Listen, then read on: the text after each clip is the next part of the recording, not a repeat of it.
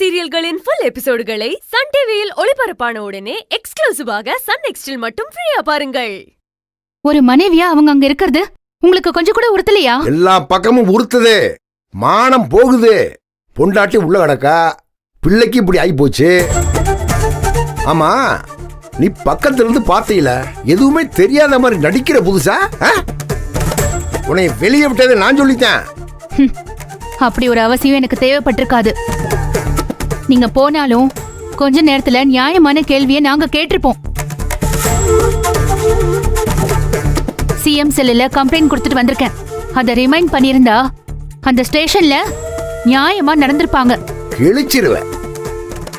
இருந்தாலும் நான் தர்ஷினிக்காகவும் ஒரு விஷயத்துக்காகவும் தான் பல நேரங்கள்ல பொறுமையா இருக்கேன்.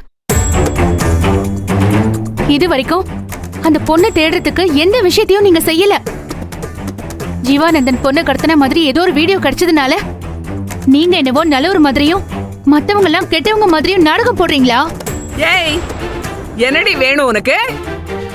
இதுக்கு மேல என்ன ஆதாரம் வேணும்? மூத்தவன் சொன்ன மாதிரி தான் நடந்திருக்கு. வாய பேசுறா பாரு, வாய. இந்த பாரு, என் பேத்தி மட்டும் வீட்டுக்கு வரட்டும், அப்புறம் வச்சுக்கிறேன் உங்களுக்கு எல்லாருக்கும். என்னடி வேடிக்கை பாக்குறீங்க? போங்க, போய் வேலையை பாருங்க. ஏய், நீ போடி.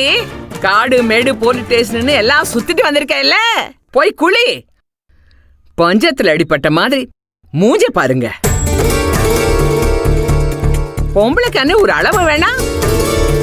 இஷ்டத்துக்கு சுத்துறது, இங்க வந்து சட்டம் பேசுறது. இருவனை நறுக்கி போடுறேன். போடி, வேடிக்கை பார்க்காத.